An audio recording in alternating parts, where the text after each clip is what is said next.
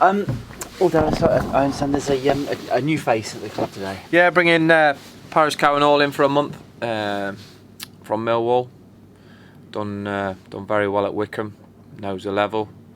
Not quite worked out for him at Millwall at the minute. So to bring in a player of his capabilities, can get goals from midfield as well, which was key because at the minute I just think we're falling short on the goals around the team. So hopefully he can come and get some goals and make a difference. He spent much of his time as a sort of a winger. Is that where you see him? Yeah. Either side brings competition for places. Like I say, a proven League Two player. Millwall, I think, signed him for 200,000 in January. So obviously got the capabilities and pleased we've got him in. And it's those goals, isn't it? It's the frustration of. Well, it is frustration of goals and that dominance at times we should be getting throughout the team. Billy's chipped in with 3 and been high up on the assist mark. Not enough goals from our centre halves at set pieces, missing great opportunities, and I like to see my midfielders chipping in with more goals. Strikers, like I say, are getting their fair share. They need to chip in with more goals as well. Just more goals throughout the team. It's frustrating for me at the minute to see a side at times be dominant and not score when you're on top.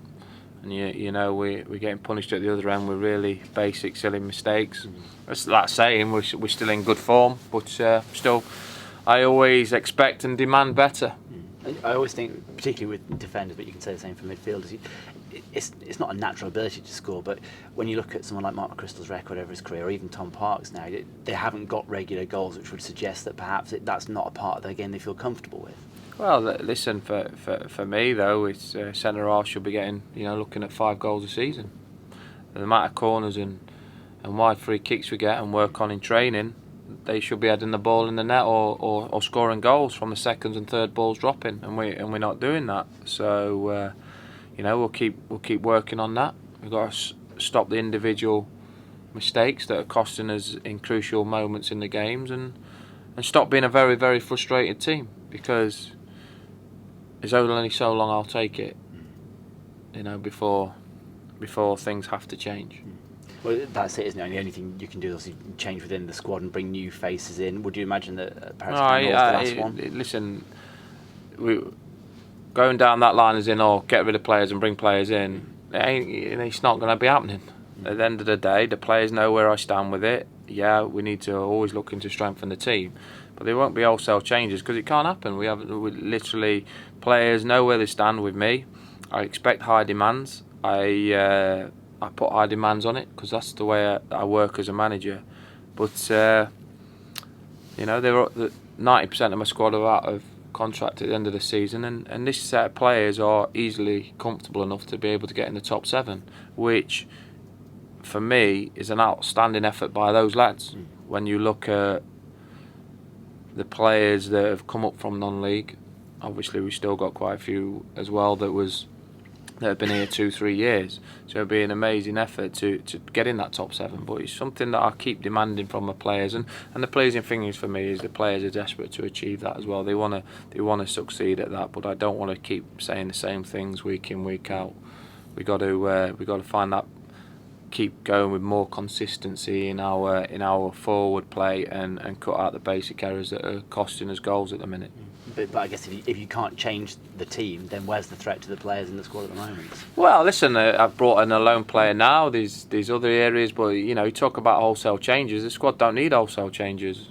We're 3 points off the playoffs, so it doesn't need wholesale changes. I'm just talking about the frustration of key elements of our game where we're not capitalising. So you keep working on them players. Everybody thinks there's a quick fix. All right, let's get 7 out. Let's get 7 in.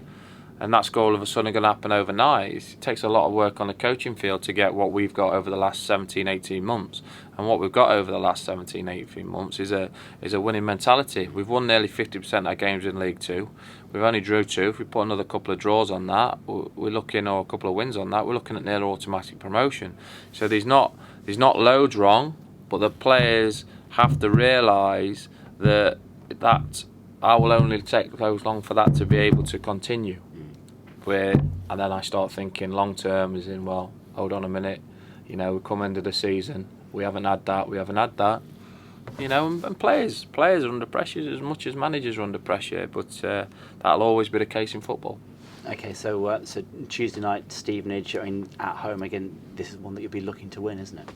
No, I look to lose it. No, but, okay, let me put it this way. This is one one that you'll be expected to win. Every game we expect to win. Yeah. We've won 6 out of away from home. Every single game, every team we play, we go to win. Going on to Saturday's game, we played 2 at the back. Well, I finished the game with 2 defenders on the pitch because we're going all out of attack to win a game. I make changes at half time. There's not one team that I hold in that high respect that we won't go to win. But respect, you got to. Stevenage, it's another League Two team that's probably very disappointed within the start, but it's more than a capable winnable game. But it is if we was going to Portsmouth away. And any game at this level, and you can see it with the table shaping up as it is that they're all winnable games.